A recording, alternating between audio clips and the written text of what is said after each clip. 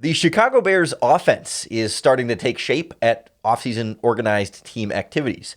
And we're getting now a better sense of where Cole Kmet can find some room to work in this offense, how Tevin Jenkins is adapting to the new scheme on this lighter, faster offensive line, and how the whole thing seems to be, at least from what they're telling us, a better fit for what Justin Fields' skill set provides.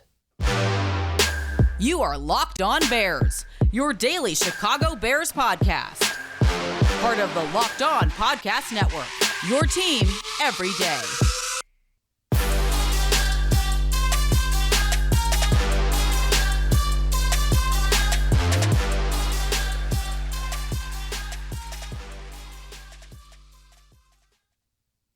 This is Locked On Bears, and I'm your host, Lauren Cox.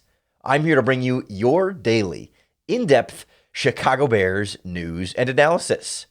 You can follow me on Twitter at CoxSports1. You can follow the podcast on Twitter at Locked On Bears. You can like Locked On Bears on Facebook. Join the Locked On Bears Facebook group for even more Bears talk. And make sure you hit that subscribe button on the Locked On Bears YouTube channel to keep up with all of our daily, in-depth Chicago Bears news and analysis. Thanks for making Locked On Bears your first listen today. On the show today, we hear from tight end Cole Kmet about what he's seeing from this offense, how he sees himself fitting in there, and why he's confident in not only his production potentially stepping up, but liking what he's seeing from Justin Fields as well. Then we'll check in with Tevin Jenkins on his efforts in the offensive line to slim down a little bit, get reacclimated at his college position of right tackle, and how that's all fitting into more of what this regime is asking the offensive line to do compared to the last regime. We'll wrap up with Matt Eberflus pointing to some of Justin Fields' strengths, and when you sort of combine that with what Cole Kmet said and Tevin Jenkins said, you can get a sense of what they want to do with this offense, and everybody's saying that they seem to be wanting to do the right things for Justin Fields, at least saying that now in May. But let's start with Cole Kmet, because as we're getting into the third season of his career, right, we knew as a young tight end, the learning curve there and the production there takes time to build up. Rarely do you see a young tight end come into the NFL and have instant high production. I mean, Kyle Pitts was able to do that a little bit this year with Atlanta, but he's a little bit of a different story compared to most tight ends, not only where he was drafted, but his skill set, which is largely why he was drafted where he was. And he's a little bit almost more wide receiver-like than tight end, but different discussion. But so we knew to try and be patient with Cole Kmet, and sometimes that patience has been thin, and sometimes it's felt like the progress hasn't been everywhere we want it to be. It was definitely a step up from year one to year two, and I think we're all looking for an additional step forward of some kind from year two to year three. That doesn't mean becoming a 1,000-yard tight end like George Kittle or whatever, but just, progress. And given that the offense has some other constraints we're dealing with here, we shouldn't expect a massive leaps and bounds necessarily, but this is an offense that tight ends like George Kittle have had some real success in, and Cole Kmet was able to lend some of that perspective on sort of what he's seeing in some of the ways he feels like it's benefiting him, and then as a result, Justin Fields and the whole offense.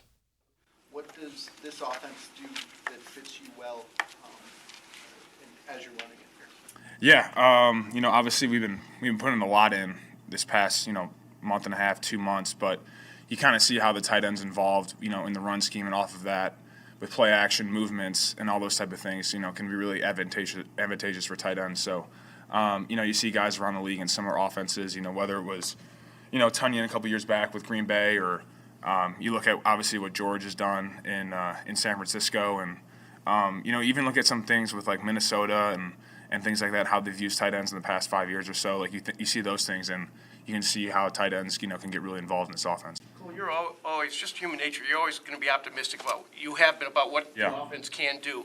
Is there something about this offense that differentiates or distinguishes your excitement about it, or is this just kind of the same and you'll see? I mean, like I said, it is we'll see, but I also I don't know, I don't want to get too much in detail with it, but Justin's on the move a lot, and I think he does well with that, and that's been exciting to see. And you see the types of throws he can make with his legs and on the run and, off schedule. I know this is, like I said, no pads right now, but you see that type of stuff when it gets exciting. You feel like this staff will take better advantage of what Justin Fields can do? Well, I don't want to compare staff to staff. I'm just saying what I'm seeing right now, and I think it's been a lot of fun seeing him on the move and doing things like that. It's important to keep in mind there are, different ways of measuring tight end production, at least a little bit, in the sense that sometimes, when we think about wide receiver, right, most of the time we're thinking of like catches and yards. And with tight ends, so often, touchdowns can be such a more distinctive factor there, right? When he mentions Robert Tonyan having a big season for Green Bay a couple of years ago in the offense, in 2020, Robert Tonyan's best season, he had 52 catches for 586 yards. And this past season, Cole Kmet had 60 catches for 612 yards, right? But we don't think of like Cole Kmet as having this great season, while Robert Tonyan, like Cole said, kind of felt like he had the great season. The big difference being Tonyan had 11 touchdowns in 16 games. And of course, last year, Cole Kmet had 0. And so much of that comes down to, how the tight end is used and when and where they are targeted, and how last season the Bears pretty directly tried to force feed Jimmy Graham red zone targets, and Cole Kmet didn't get a ton of those. Kmet himself admitted there were a couple of red zone targets that he did get that he wishes he had back and he could kind of go do again. But I would expect this season to see more of that from Cole Kmet. And some of the things he was talking about, like movement for the offense, in these stretch zone plays and then play action off of that, getting the defense flowing one way and then the tight end working off of that, right? You can see how you start to get some of these opportunities for some level of tight end production. We don't want to get too carried away with Cole Kmet, but you can see how he can find some room to work in this offense in some of the ways that he started to in that second half of the stretch of season with Mitch Trubisky as well, when they switched to more of this style of offense. So it sounds like they're living up to these sort of expectations of what we're expecting from, Matt Eberflus and bringing in Luke Getsy and having this sort of offensive system in place. We're seeing it as well with the offensive line having to make a bigger, even bigger, I think, adjustment to this scheme and what they're asked to do and how they're asked to move compared to under the previous regime. We'll hear from right tackle Tevin Jenkins. Yes, right tackle, locked in right now, Tevin Jenkins, on what the offense is like and how he's had to sort of change himself and his body a bit this offseason to fit in. Next on Locked On Bears. The Locked On Bears podcast is powered by our friends at Built Bars, the makers of the world's best tasting protein bars. And they're always coming out with new great products. And I tell you what, every time they send us something new to try, it is always phenomenal. And so now you got to try. They have now Built granola bars. They come in chocolate peanut butter, chocolate coconut, and white chocolate berry flavor. You can actually get a mixed box of all three at built.com. But it's the perfect combination of that protein bar, certainly the protein, and they're low sugar, low calories, high fiber, high protein, and that sort of like filling, lasting impact. But you get some of the more like the hardiness of the granola. It's much more of a fun, like it's got a little crunch to it, some berry to it in the particularly in the white chocolate berry flavor. Like you get this sort of variety of like texture and mouthfeel in addition to the sweetness and the great taste while still being great for you. I'm telling you, Built Bar has done it again. You got to try it for yourself. Head on over to built.com, enter in our promo code LOCKED15, and you're going to get 15% off your next order. That's promo code LOCKED15 for 15% off at built.com. I'm not a great math guy, but I think in terms of weight, well, no, I wouldn't be quite 15%, that Tevin Jenkins has shed this offseason based on, well, we'll hear him say it in a minute about the weight he lost, but quick math tells me he'd less than 10% of his total weight, but his body fat percentage went down 9%. So you combine the two and we're getting close to almost 15% off Tevin Jenkins. Well, whatever. Poor math quickly in my head. We're here to talk football and not do numbers, though. And so when we're talking about this offensive line adjusting in some of the ways that even Cole Kmet was talking about there, right? A lot of movement in that run scheme and play action off of that. That's going to require, the offensive line to kind of get out in front and in a hurry. And it's part of why I think you saw the last couple of seasons under Matt Nagy some hesitance to fully flip the scheme in that way, because to some extent, as it seems to be from Tevin Jenkins, they weren't asking the offensive linemen to be young and agile. If anything, they were asking the offensive line to be maybe a little bit heavier and a little bit, not so much bad weight, but just more strength than finesse, right? They wanted to. I think they felt like earlier in 2019 and 2020 that the offensive line wasn't strong enough and wasn't getting enough of a physical push up front. So, gain some weight, some mass to be able to anchor and to be able to drive and really push guys off the line of scrimmage. And so it makes it then more difficult to try and ask, a big Jason Peters, and obviously we'll hear Tevin Jenkins at a pretty high weight as well. To get moving a bunch laterally all the time is going to be a tough transition on an offensive line midway through the season. Probably still would have been worth it from Matt Nagy, but maybe that's something that was among their considerations that didn't get talked about a lot at the time, because we'll hear from Tevin Jenkins here now that he was pretty healthy once he actually got back out there, but he was also playing at a higher weight than you might expect. I'll note that the middle question in here, I think, is a little bit hard to hear some of the questions here from the media. But first question is, when did he feel back to normal about his back? Second question is wondering, is the thought of his back injury still on his mind? Right? Is he still thinking about it when he's practicing? That is it going to be a problem again? Then he's asked about, is there a major difference in terms of the scheme of what he's being asked to do? And then asked again, was it difficult for him to slim down and to try and get to the weight that he is at now? When did you feel back to normal last year? Did you? Back to normal 100%. Yeah. I would say, when did I come back? Week 12? Say around week 13, I started feeling good. I started feeling 100%. And it's still carrying. And a lot of things that's been helping that is me doing Pilates now. Oh, okay. So I just want to name drop my Pilates place right now. Superior Pilates. I believe in Lake Forest. If you guys want a good workout, hit up Chris. Really good. How long, when you line up in practice, you haven't put that on, but maybe when you do with training, does the thought of your back just leave your mind completely, or are you going to work out it a little bit? I have no thought about my back. I trust everything that goes into it, especially, like I said, the Pilates part, making your core strong. As soon as you have your core strong, all that takes away from any back pain you would have. So I'm not worried about the back at all right now. Does it feel like a major difference what you're being asked to do this year versus last year with the scheme? Yeah, there's a big difference. It's a lot more faster pace, more up tempo, getting around, setting edges, all that stuff. And how that affects you is you got to slim down a little bit more and start getting more faster, a little speeding up in certain areas. Is that a huge challenge to do? What part? Slim down, being more, I guess. Oh no, well, I'm already slimmed down right now. I'm already down to 325, and last season I was up to 345, and I got down to, I believe, at the end of last season I was 33% body fat, and now I'm down to about 24. So slimming down it's difficult, but you have to be disciplined in yourself to make sure that you stay on the right diet and make sure that your body does what it's supposed to do.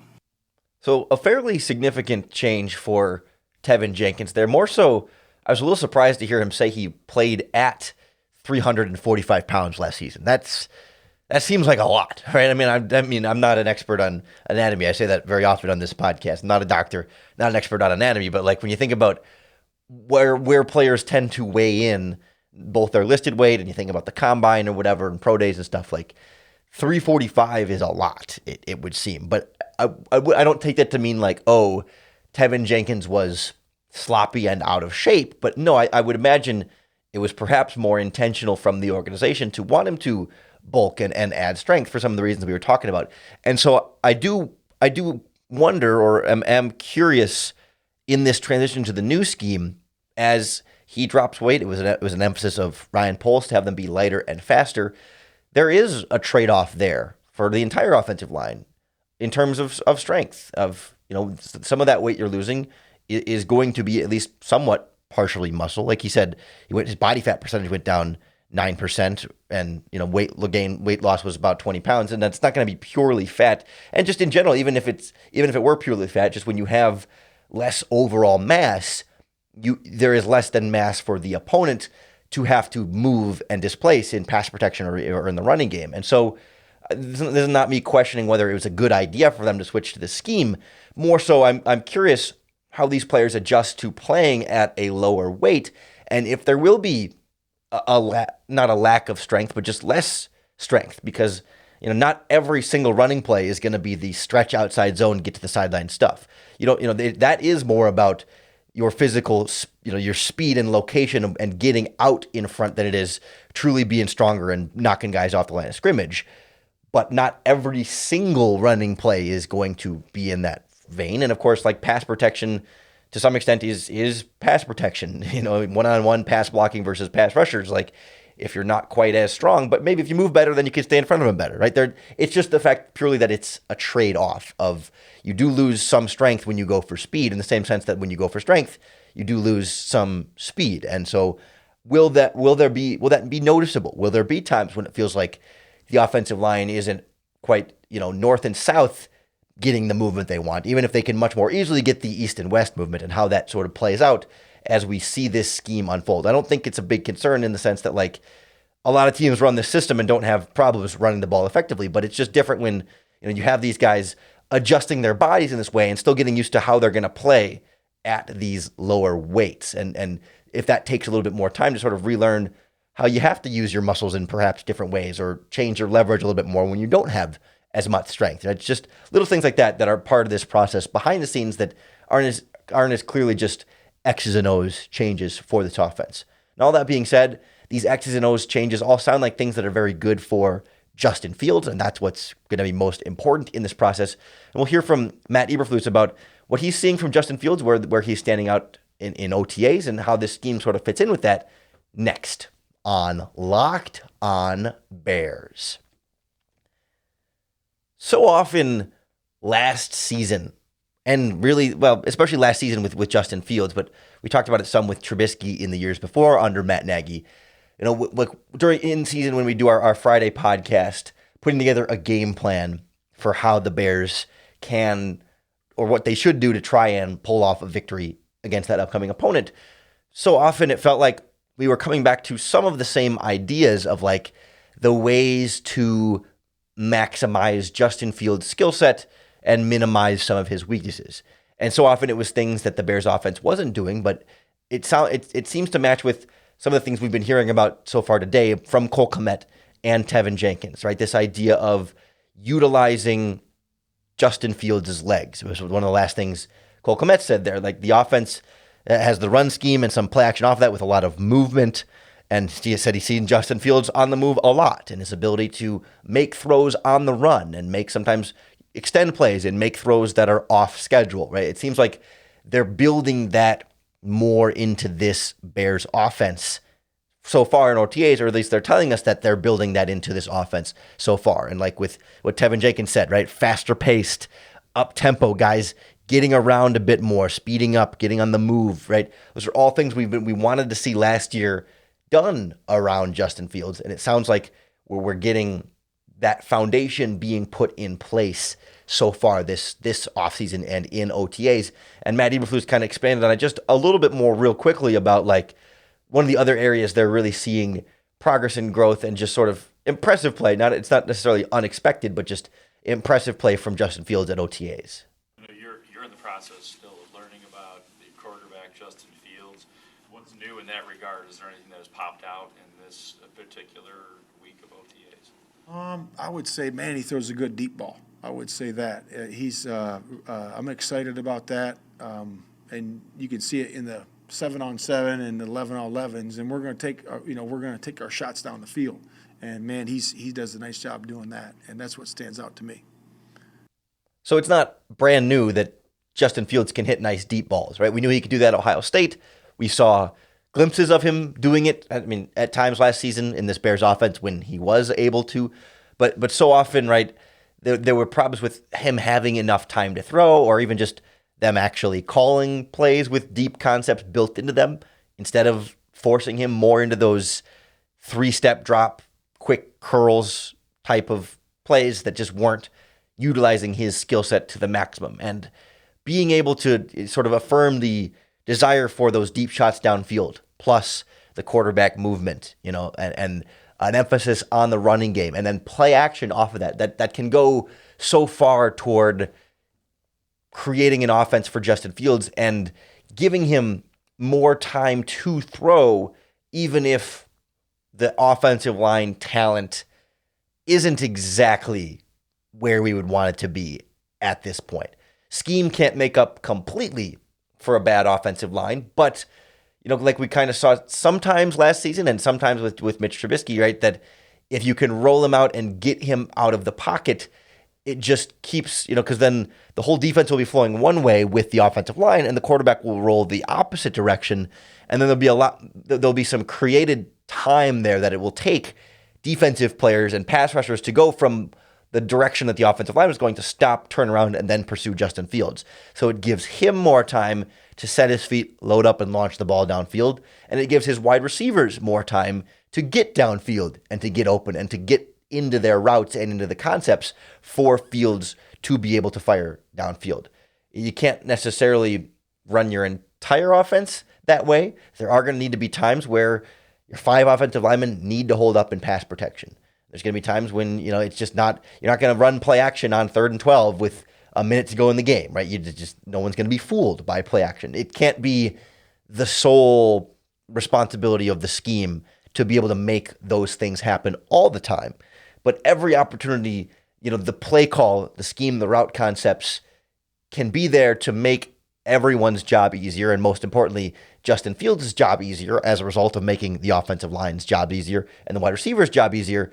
That's a great thing for everybody. And then when you add in his ability to do the off-script plays like Cole Kmet talked about there, where, the protection does break down. He's not necessarily drawn up for him to be outside of the pocket, but for whatever reason, there was a blitz or whatever, and he has to escape and get out in front, and then we've seen him make those plays in the NFL when things are broken down, and it's just, whether it's a scramble drill or just something he had to extend on his own and find somebody open downfield, he's shown an ability to be able to do that in the NFL. You don't want to have to ask him to do those things. You want the offense on its own to be easy and successful and productive to where he doesn't need to be the hero and make those special plays, but it's something he has shown a capability of doing in his back pocket there, and he can pull it out sometimes absolutely when you need him to. The other thing I guess I'd say is that we're still getting more and more of these clips of Justin Fields throwing at Bears practice that the team will put out. And I, again, am hesitant and don't want to be, Twitter scout watching quick footage of him throwing and saying, oh, his delivery and his mechanics look so much better, right? People are saying like he's got a smoother throwing motion and a smoother release. And I don't know. It's easier to say that when it's a quick video and no one's wearing pads and there's not even a defense, right? That's not to say it isn't improving, but it's just to say like, I'm not ready to jump to the full conclusion of like drastically changed and improved mechanics. Everything is fixed based on 6 seconds of practice footage from the sideline angle of just a camera zoomed in on Fields throwing into a net, right? We'll slow our roll a little bit there, but it does seem like there has been an emphasis in that area, and now, of course, clearly an emphasis in an offensive scheme that, from all accounts, seems to be a better fit for what Fields wants to do and is living up to the expectations we've set so far for what Luke Getsy should be doing, scheme-wise, for this young quarterback. We'd still like to see more personnel-wise for this young quarterback, and I have a feeling as early as next week, we could see a little more of something personnel-wise for this young quarterback. I think there's another, NFL-wide, I think there will be another slight wave of free agency coming next week. How much the Bears participate, I think there will be some, but it's not going to be like a drastic spending spree or anything, but I think you could see some more players potentially brought in next week and in the weeks to come here in the offseason. We'll kind of go through some of that logic and who's available and all that coming up soon here on the Locked On Bears podcast. So I hope you'll hit that subscribe button to keep up with all of our daily, in-depth Chicago Bears news and analysis. Thanks for making Locked On Bears your first listen today. Don't forget the Locked On Podcast Network is your team every day. So if you're looking for that second listen, we've got great Locked On Bulls podcast, Locked On Cubs, Locked On White Sox, Locked On Blackhawks. We've got your Chicago sports covered across the major sports leagues, plus tons of college sports podcasts. We're always adding more in that department as well. We don't have everybody yet, but there's hundreds of colleges to get to. So plenty of good Locked On podcasts to listen to when you're done with Locked On Bears. But I hope that our podcast Breaking down your Chicago Bears makes it that much easier for you to bear down.